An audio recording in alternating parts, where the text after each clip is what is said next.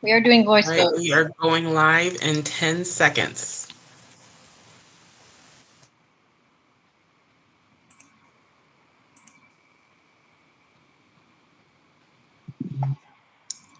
Ready?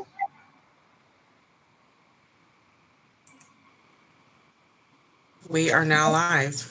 Thank you. All right, and we'll call this meeting a special meeting of the Madison Elementary School District to order. Ms. Humphries, please call the roll. President Gresham? Here. Vice President Thompson? Present. Member Holcomb? Present. Member Kazi? Here.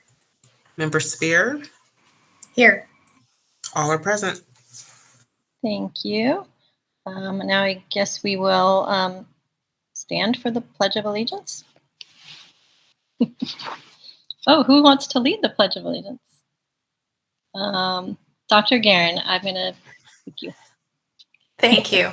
I pledge allegiance to the flag of the United States of America and to the republic for which it stands, one nation, under God, indivisible, with liberty and justice for all. Thank you.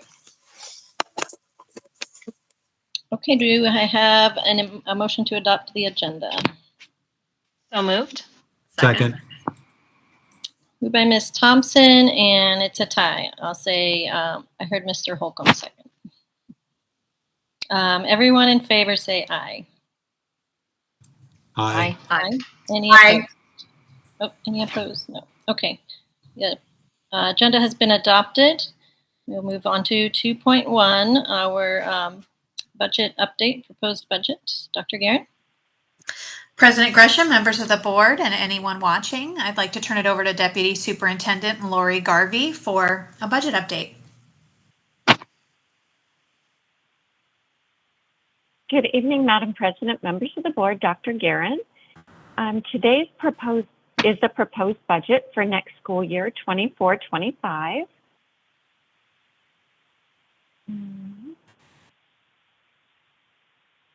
And just to let you know, this is similar to a few years ago when the legislature had not passed a budget yet for the year because they're still in session.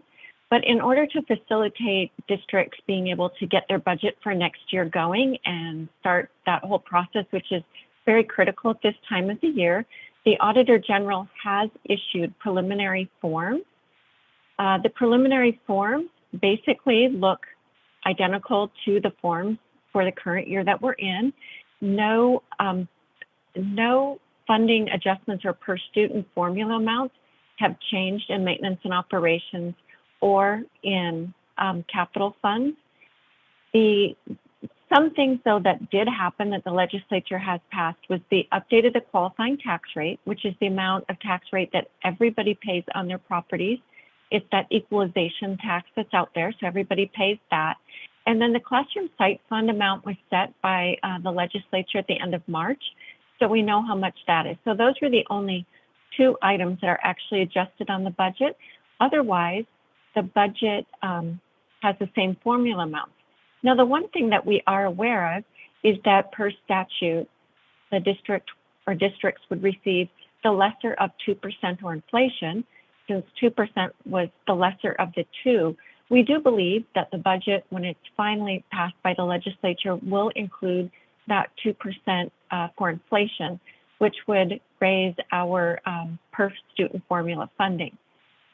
So since our amount that our overrides are based on the formula funding, I did calculate approximately how many additional students in ADM would that be so that we don't lose any money on the M&O budget and that we can receive the full override amount.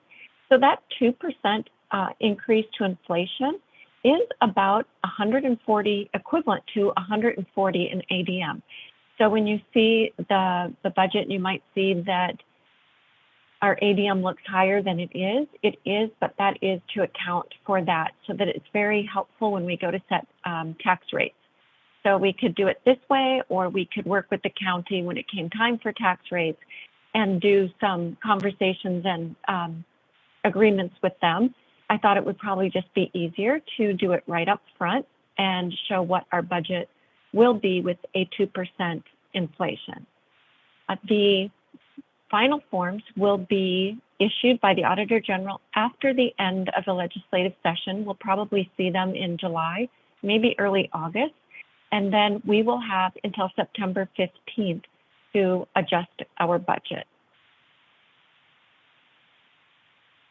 This budget for maintenance and operations does include the commitments that were board approved back in April. So it is the salary and benefits, where all employees will receive a 2% salary increase at the cost of $700,000, and that our health savings account contributions by the district increased by $100 for any employee who does choose the high deductible plan, and that came in at $13,000. And then I just put here because in case anybody's wondering, well, but what if the legislature approves increased funding? Well, again, the same things that were presented by Dr. Guerin with her budget recommendations is any one of these three things could happen. It just might depend on how much those additional funds are. Our maintenance and operation fund, the total budget is $47,174,496, and our unrestricted capital is $15,100,509. And then our federal projects, other than impact aid, but Madison does not qualify for impact aid, so that doesn't matter, is almost $5 million. It's at $4,895,000. So we have a total aggregate school district budget of $67,170,005. I mentioned earlier that the classroom site fund did receive an increase in formula amount. This is based on sales tax revenue and some land trust income that is generated, and that amount was set. The increase was $34 per weighted student count. That total increase over last year was $208,695.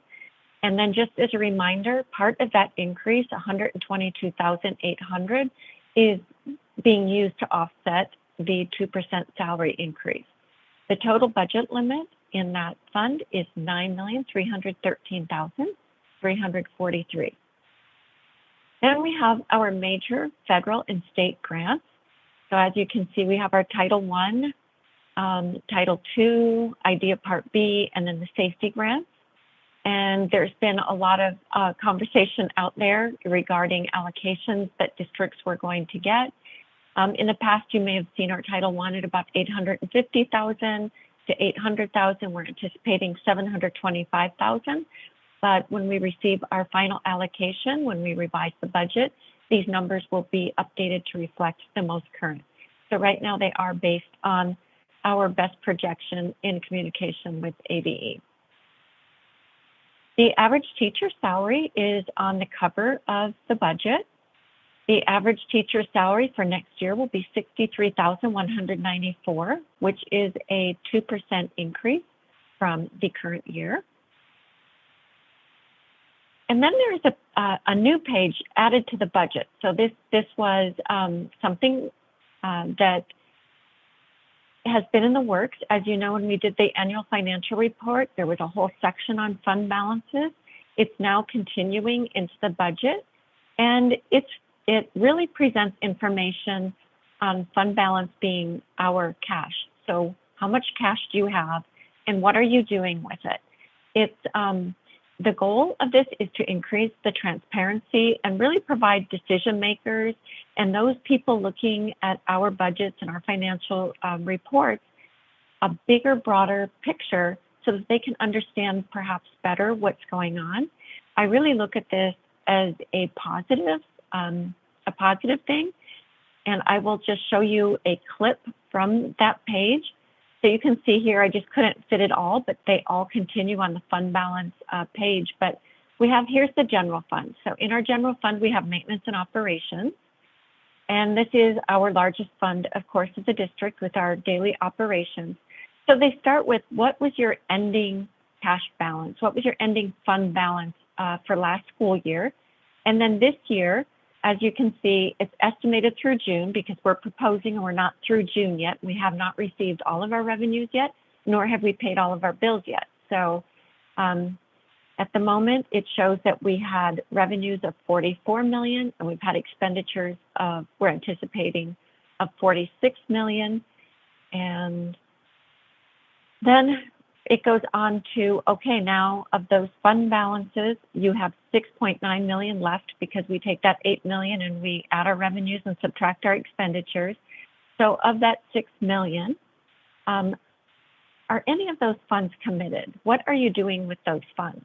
So if we look at the non-spendable, typically those are fund balances that are restricted by outside sources. So maybe if you had creditors and you can only spend them on something, or if there was a law or a regulation that said these monies must be spent on X, Y, and Z, that would be a non-spendable because you have to hold it aside and you cannot use it for anything else.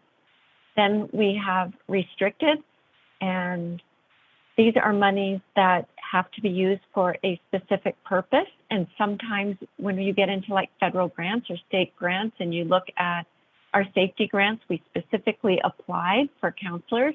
So it's restricted to the use of that. It just can't come into our budget and we can do whatever we want with it. Then we have committed, and this is something that the governing board would actually, in a board meeting, say, we want to commit these funds for X purpose. We don't have any of that in maintenance and operations, but what we do have is the assigned. So the assigned is you're setting it aside for another purpose. So in our maintenance and operations fund, that would be equivalent to our rainy day fund. So you see that 1.4 million is there.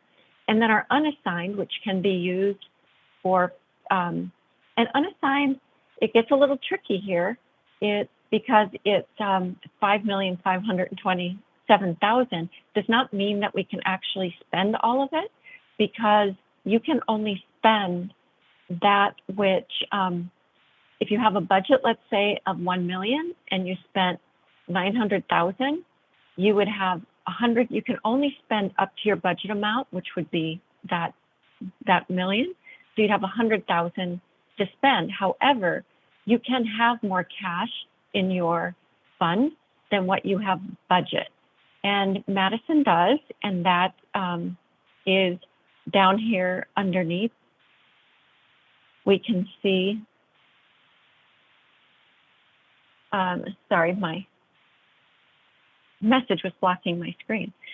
So you can see that they do ask, how much do you have in excess of your budget? And that actually is our 5,527,000.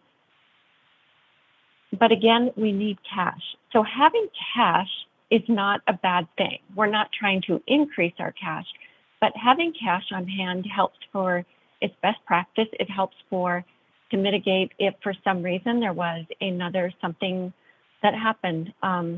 For example, during COVID, when we weren't receiving all of our revenue, we would have the cash then on hand to pay for expenditures. If your current year funding, and your enrollment drops and you're not getting enough cash in, that would serve as your buffer. It's also very important when we go to sell our bonds, because they do look at all the cash in all the funds that you have to see if you are maintaining cash balances, which gets us a better interest rate, which saves our taxpayers money.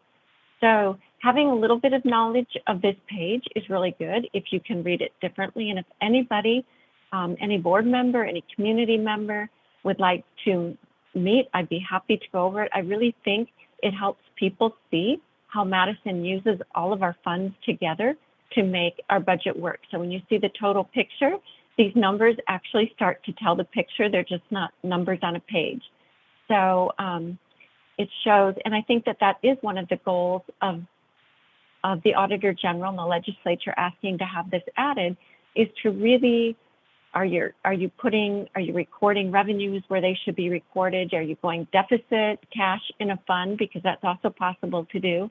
And we certainly don't want to go deficit. So it's really a monitoring tool for us, and it's a way for us to share how financially sound the district is. So I just wanted to add that because that is a new page. And again, the goals are to increase transparency. So it's a really, I feel like it's a really good tool for us and for anybody out there that's interested in learning more.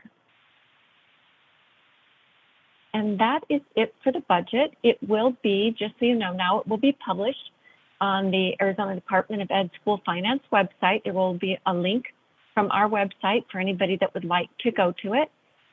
It has the entire budget included, and it has to be posted on ADE for at least a minimum of 10 days before the actual adoption of the budget. So this budget will be brought back at the June 11th meeting in a public hearing. So should anybody wish to attend the public hearing and ask questions, that's another opportunity to do so, and we welcome that. And then again, we will be revising when the final forms come out. So by September 15th, we will have a revised budget. Are there any questions? Thank you so much, Lori, for your explanation and transparency, as always. I see Ms. Thompson has her hand raised. Would you like to go first, Ms. Thompson? Thank you, President Gresham. Two questions related to that. The state still has not paid off its rollover to K-12 education that's now pushing, well, over a decade. Is that correct? That's correct. That Okay. is correct. So that is roughly, if I'm remembering correctly, 3 months of basic state aid that isn't paid in the current fiscal year. That's paid for the next, paid in the next fiscal year. We basically get the full amount every year, but I think it's about 3 months, right? And it could be we get about. It might be a little bit less now. We're getting about 1.8 million, I believe, and we'll see that in July. So it's okay. a couple $1 million for Madison. Okay. And I think it's important to point that out because having cash on hand, depending on when the legislature finally decides to actually pay its bills in the year that they are due, although they haven't done that for 15 years, someday they might choose to do that. It's important for us to have cash on hand and fiscal policies that ensure we can take care of those issues. The second question, and I'm sorry I didn't ask this in advance, it's probably one that we can look at in the future. I think it's also important to point out what our teacher experience is, our level of teacher experience when we're looking at that average pay, because that isn't the salary that a first year starting teacher makes in our district. There's a mix, and if we ever have a change in the mix of teachers we have teaching in the district, that could potentially adversely impact the level of pay that we have. So I'd love to know, we don't need the answer today because you might Sure. not have it off the top of your head, but the average longevity of our teachers, kind of that teacher experience index piece that tells a little bit different story about that average teacher salary, that would be helpful. Right, and we do receive additional funds for our teacher experience because Madison does have some more experience. We have, in average, more experienced teachers than the state. So even this year, we continue to retain our teachers and get more veteran teachers coming to our district, which is a very positive thing. And so just that alone, this year's on this budget, it's about $173,000 extra that we received because our staff is more veteran. I don't have that exact number. I know it's sitting on a report that I could get to like that, but I will put it in I think that's really important for our public to know. So I will put that little note on that slide for when we have the public hearing, what our average is. I think it'd be good for people to see that. They would be pleasantly happy. Thank you so much. I appreciate it. That's great. Thank you. Ms. Kazi? Unmute. You're on mute. Good gravy. Thank you, President Gresham. Ms. Garvey, can you please provide some guidance on, so our cash reserves are not just sitting in a banking account necessarily, what is the Madison investment policy? How are those monies being managed? so that the public knows a little bit about ensuring that with inflation, those dollars are not just sitting there and losing value like they would in a standard checking account. So our funds are on account with the Maricopa County Treasurer. And as such, we do receive quarterly interest from the county for those funds. There are some rules around what school districts can actually do with their funds. I believe we could pull some out and invest a little bit of our own on the side. But I think that we've been doing well. It also saves us having the money sitting in the county treasurer helps us because yes, even though you have the budget and you can spend the money, if you don't have the money at the treasurer's office, they will actually charge you interest for paying your bills for you. And it's the way that the income, as Ms. Thompson was talking about, it's the way that we receive our revenue from the state. So we get even amounts. We get a big percent comes from our taxpayers. Almost half of our budget comes directly from the taxpayers. There are two big tax collection periods of the year, as we all know, October and March. But you have bills all year. So even though you have an influx in those 2 months, it does matter.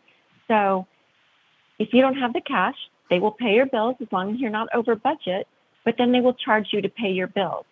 And they would tell us, well, we can pass that, we being Madison, you can pass that fee onto your taxpayers, but we don't choose to do that. We choose to keep our cash and save our taxpayers from that and earn some interest at the same time. Thank you so much. Mm-hmm. Thank you. Anyone else? Comments or questions for Ms. Garvey?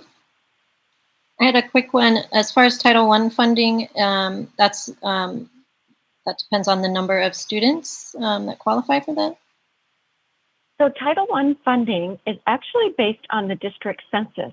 So what is the poverty level within our district boundary? And that's updated every time that there's a census. I believe it's like every 10 years that gets updated. And it's relative to our poverty level compared to other districts. Now, sometimes how it gets distributed to our schools is based on each school then has to have at least 40%. There's a 35 to 40% gray area, but your school would have to be 40% in order to get funds allocated to the school at the school level. So some Title I can stay at district level, but we put a lot out to our Title I schools that are over 40%.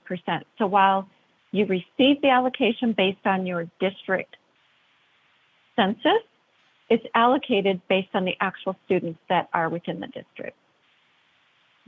Thank you for that. Mm-hmm. Okay. Well, if there are no other questions, we are voting on this, correct? Yes. Do I have a motion to adopt the proposed budget for the fiscal year 24-25? So moved. Second.